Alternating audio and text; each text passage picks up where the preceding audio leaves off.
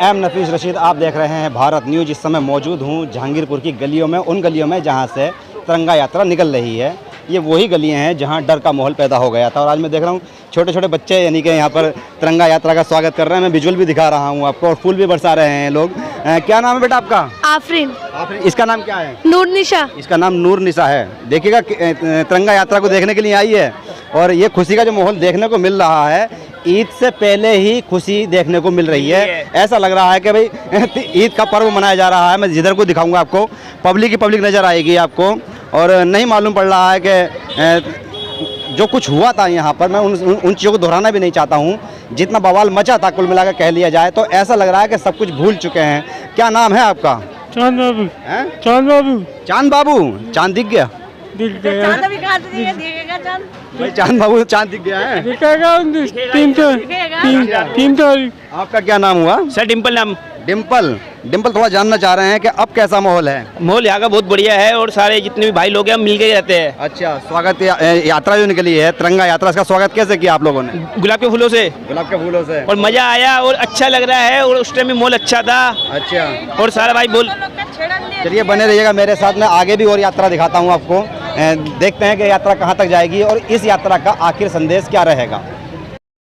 यहाँ से तिरंगा यात्रा शुरू की जानी है। ये वही जगह है जहांगीरपुरी की जहाँ पर दंगा भड़का था।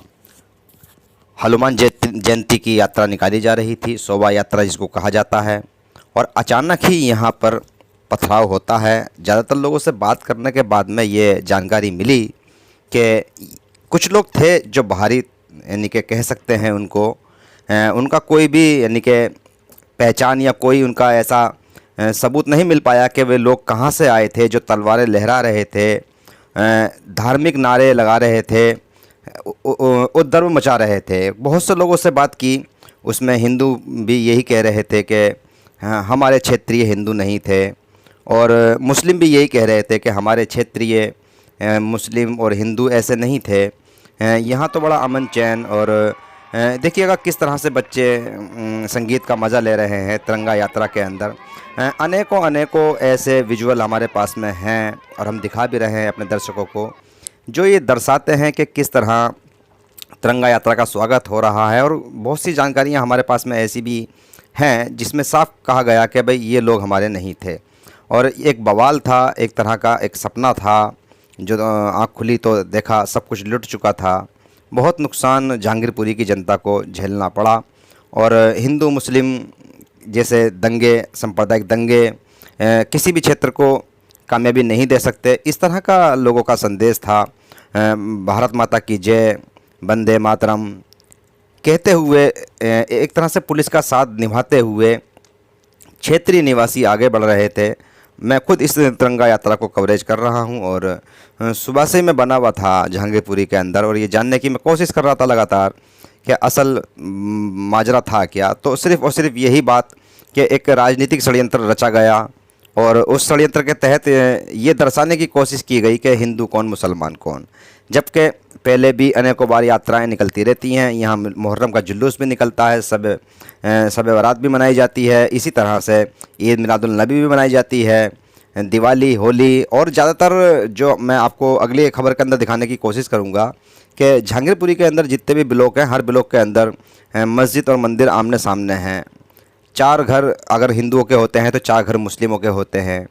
कुछ लोगों का इल्ज़ाम ये भी था कि मीडिया ने इसको, यानी कि जो गोदी मीडिया है, उसने ज़्यादा इसको हवा दी है। हवा देने से सरोकार बता रहे थे कि भाई मसलन बात कुछ और है और बता कुछ और रहे हैं। इतना नुकसान, इतना बवाल नहीं हुआ जहांगीरपुरी के अंदर जितना कि दिखाया जा रहा था। मीडिया पर दिखाया जा रहा था कि बदले की भावनाओं से भी काम किया जा रहा है, और पुलिस ने जो जिस तरह से शुरुआती दौर के अंदर कंट्रोल किया, उस कंट्रोल को पुलिस की दिखाया नहीं गया। पुलिस की मेहनत को मीडिया के द्वारा नहीं दिखाया गया। ये भी जो क्षेत्रीय निवासी थे उनकी शिकायत रही। अमन कमेटी ने जिस तरह से जुलूस शुरू किया, और शुरू करने के बाद में हिंदू मुस्लिम एकता के नारे लगाए, भारत माता की जय के नारे लगाए।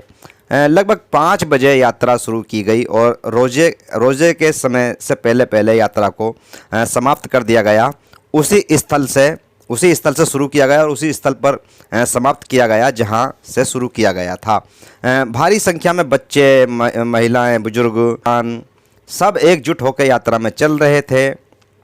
कहीं से कहीं तक भी ये महसूस नहीं हो रहा था इन लोगों से बात करने के बाद में कि यहाँ कोई बवाल भी मचा है। सिक्योरिटी सिस्टम जो भी था उसका बड़ा सम्मान करते हुए, आदर करते हुए जय हिंद के नारे लगा रहे थे, बच्चे जय हिंद के नारे लगा रहे थे। और मैंने देखा खुद बुजुर्ग जिनसे खड़ा भी नहीं हो जा रहा था वो भी हाथों में फ्लैग लेकर स्वागत कर रहे थे। कुछ लोगों ने अंबेडकर की तस्वीर लेकर भी यानी कि यात्रा में शामिल होने की कोशिश की। और जो नौजवान थे वो सेल्फी ले रहे थे कि भाई इन मौक़ों को कैद कर लिया जाए अपने कैमरे के अंदर।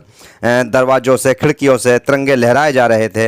ये माहौल था। अब जब ये माहौल आज है तो एक समझने वाली बात यह है कि जब पहले कैसा बवाल मच गया, दरअसल में बवाल कुछ था ही नहीं। रिपोर्ट तो यही कहती है कि कोई बवाल नहीं था।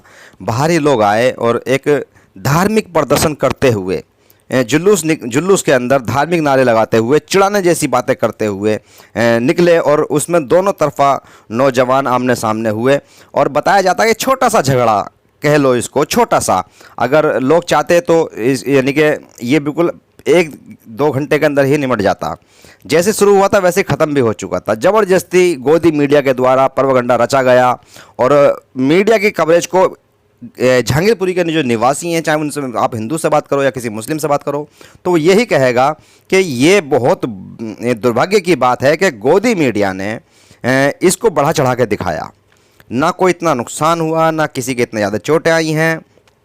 छोटे से झगड़े को, एक पारिवारिक झगड़े को, या यूँ कहा जाए, कुछ लोगों ने ये भी कहा कि बाहरी लोग आए और वो तमाशा बना के चले गए, उस झगड़े को गोदी मीडिया ने बढ़ा चढ़ा के दिखाया। ये वही जहांगीरपुरी है जहाँ पुलिस को सलूट किया जा रहा है, आर्मी के जवानों को सलूट किया जा रहा है। और इन छोटी छोटी गलियों के अंदर जब आप निकलेंगे तो आप महसूस करेंगे कि बुजुर्ग, बच्चे, महिलाएं हाथ में तिरंगा लेकर स्वागत कर रहे हैं तिरंगा यात्रा का। हमने खुद इस बात को नोट किया कि भाई ये वही जहांगीरपुरी है जहाँ से कवरेज मिल रही थी देखने के लिए कि भाई कितना बड़ा बवाल है। पर आप जब देखेंगे तो महसूस करेंगे कि किस तरह से ईद का सा पर्व मनाया जा रहा है, जैसे दिवाली आ गई हो ऐसा पर्व मनाया जा रहा है। तिरंगा यात्रा को निकाल कर ये दिखा दिया जहांगीरपुरी की जनता ने कि वाकई में तिरंगा नफ़रत पे भारी है। और तिरंगा ही एक ऐसी यात्रा है, ये तिरंगा ही एक ऐसा फ्लैग है और यानी कि राष्ट्रीय भावना ही एक ऐसी भावना है, ये कहा जाए तो ज़्यादा बेहतर रहेगा कि ये सब पे भारी है। यानी कि धर्म कोई सा भी हो, मान सम्मान सबका होना चाहिए, पर सब धर्मों पर तिरंगा भारी। जैसे कि मैं आपको बता रहा था कि लास्ट तक मैं यात्रा के बना रहूँगा और मेरे साथ में जुड़ चुके हैं खुर्शीद, जो कि यात्रा के लास्ट तक बने हुए थे शुरू से ही। मैं इस लास्ट कवरेज को दिखा रहा हूँ। थोड़ा जानना चाहूँगा खुर्शीद साहब, कितने लंबी यात्रा चली होगी ये पूरे इलाके के अंदर जो मार्केट है वहाँ पे चली। और हमारे यहाँ तो ऐसा हिंदू मुस्लिम का कोई ऐसा मसला है ही नहीं। अच्छा। 40 साल से हम यहाँ जहांगीरपुरी के अंदर रहते हैं। हम तो सुख दुख के साथ ही रहने वाले आदमी। वो हमारी बेटियों की शादी में, हम उनकी बेटियों की शादी में। अच्छा। ये तो अजीब बात हो रही है कि कुछ लोग आके हमारे बीच में ऐसे इत्तेफाकी फैला गई। ऐसा हो नहीं सकता। ना इत्तेफाकी वो कितना भी चाहें। यानी कि आप ये कहना चाहते हैं बाहर के लोग थे? बाहर के लोग थे। अच्छा। हमारे यहाँ के मोहल्ले बस्ती के अंदर 40 साल हो गए। बाहर के लोग आए, उनकी वजह से आपको आज फूल बरसाने पड़े, यात्रा निकालनी पड़ी। अब देख रहे हैं आप, पूरे इलाके के अंदर फूल बरसाए हैं लोगों ने। क्या ये दुश्मनी थोड़ी चाहते हैं? लोग ताज़ा कमाना, ताज़ा खाने वाले होते हैं। आज 8-10 दिन हो गए, मार्केटें बंद पड़ी हैं, बेरोजगार हुए पड़े हैं। हर मार्केट का आदमी ईद और रमज़ान के चक्कर में कितने लाखों का सामान लाते हैं, उधार लेके आते हैं कि मार्केट चलेगी, मार्केट बनेगी। आज हमारा बिल्कुल बुरा हाल कर रखा इन बाहर के लोगों ने हमारी जहांगीरपुरी के अंदर और यह पूरे हिंदुस्तान के अंदर। कोई भी मुसलमान या हिंदू ये नहीं चाहता कि मैं लड़ूं या मैं लड़ाया जाऊं। कभी नहीं चाहते। कोई नहीं चाहता लड़ाई हो, दंगे हों। और इसी तरह से यानी कि फूल बरसा कर यात्रा का यानी कि स्वागत किया गया। और ज़्यादातर सबका संदेश यही था, ना यहाँ ये पता पड़ा था कि हिंदू कौन, मुसलमान कौन। और सबने ज़्यादातर मैंने बहुत लोगों से बात की तो यही कहा कि नहीं मालूम कौन थे, कहाँ से एक शैतानी गुब्बारा आया और एक तरह से पूरे जहांगीरपुरी को बदनाम कर दिया। मैं एम नफीस रशीद, आप देख रहे थे भारत न्यूज।